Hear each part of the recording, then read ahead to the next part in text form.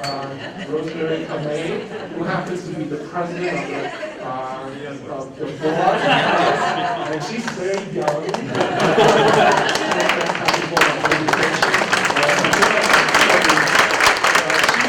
Our reporter in our little group, and she's going to take a few minutes, 3 to 5 minutes, to summarize a little bit and let you know what's on people's minds there. So thank you so much.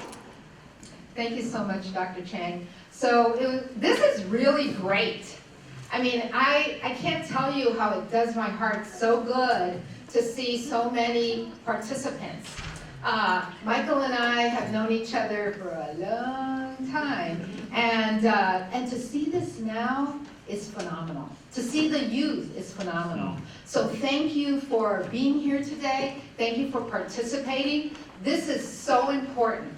I tell you, it's so important that, you know, I got up early this morning. Michael says, can you get here early? I said, of course, and here we are. So in our group, we had wonderful elected officials, and I want to say, if you're an elected official, can you please stand? Just please stand.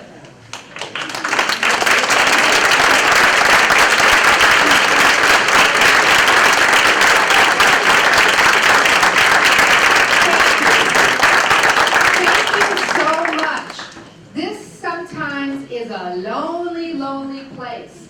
And all of your elected officials do a tremendous job. And it's never easy. Because there's always going to be someone who has to say something that's not nice. But it's important work. And in our little session, the things that we came up with, and I'm just going to go through them quickly because I know that we've got a lot on our agenda. So what came up was Voice of Asian Americans, the 2020 census, and that's to consolidate voice and ensure outreach and why it matters. You know, there's still a mystery as to, well, why should I care? You know, why should I worry about this piece of paper? And the impact is huge. And every one of us is going to be needed to get out there and let people know why it's important. Education leaders, getting the API community in positions of leadership and creating that pipeline in many different arenas, not just in civic leadership, but also within communities, within organizations. Redistricting came up, linked to census. Housing and how there's mobile home park conversions and pushing communities out, engaging and mobilizing youth and preparing for the future,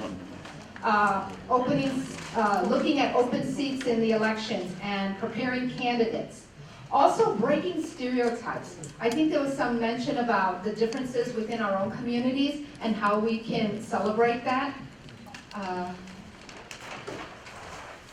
And last but not least, connecting with all Asian Americans, working together and supporting each other, and to work across generations.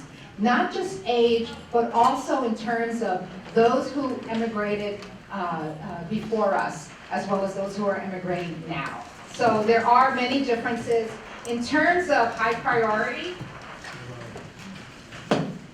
right now, what's on our minds is really the 2020 census. The implications of that trickles through many other things. So that was number one. Next was redistricting, and then it was connecting all of us together. So with that, I'm going to turn it over to Dr. Chang again.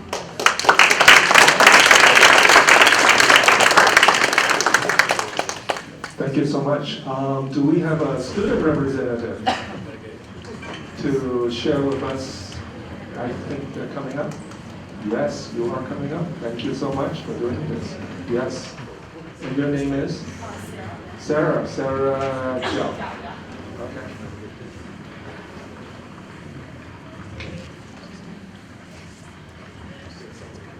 Hi, I'm Sarah Gao. This morning at our Students Pre-Summit, we discussed some issues facing us, students in the Asian American Pacific Islander community.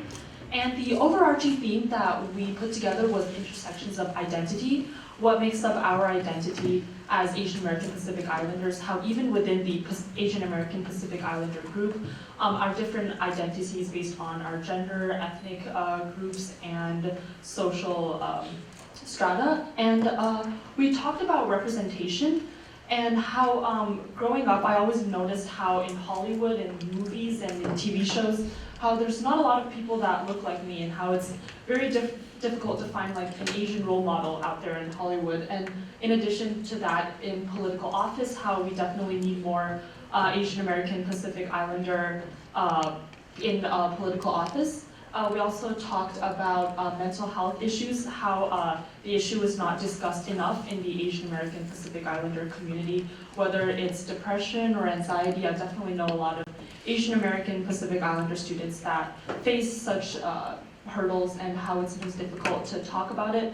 For example, when it comes to pamphlets that give advice on how to deal with these issues, sometimes there's a language barrier, and it's just difficult to have this conversation as Asian American Pacific Islanders. Thank you.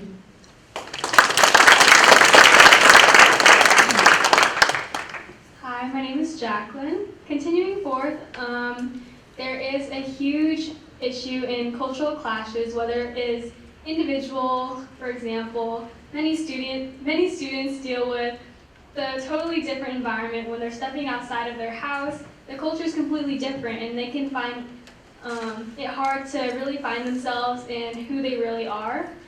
But it's also within the Asian American Pacific Islander community, and it is marginalized among other groups as well. So it's hard to find your identity when there's so many cultures being thrown at you, and hard to really know who your fellow Asian American Pacific Islander peers are.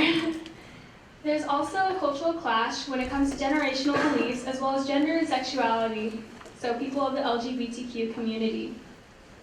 In addition, education needs to be altered to reflect more of our beliefs.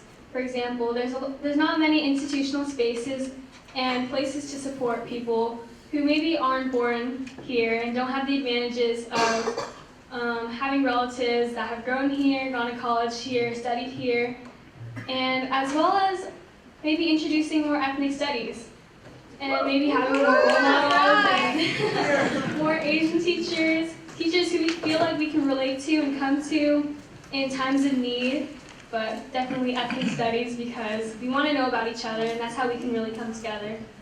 And we touched upon immigration, but we didn't get to speak much on that. That is also a very important issue to us.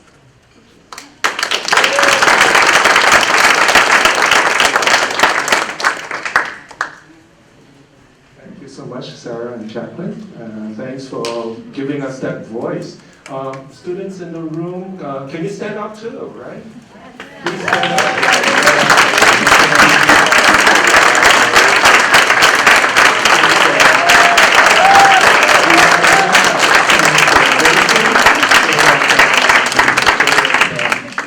Other people are not saying things on your behalf, that we could hear directly from you. Thank you so much. I would be remiss if I don't mention that earlier we had a reception with Congressman Ro Khanna. He had to leave early because he is catching a flight to go meet with President Carter to discuss Iran. And so he gives his regards to everyone here. And then also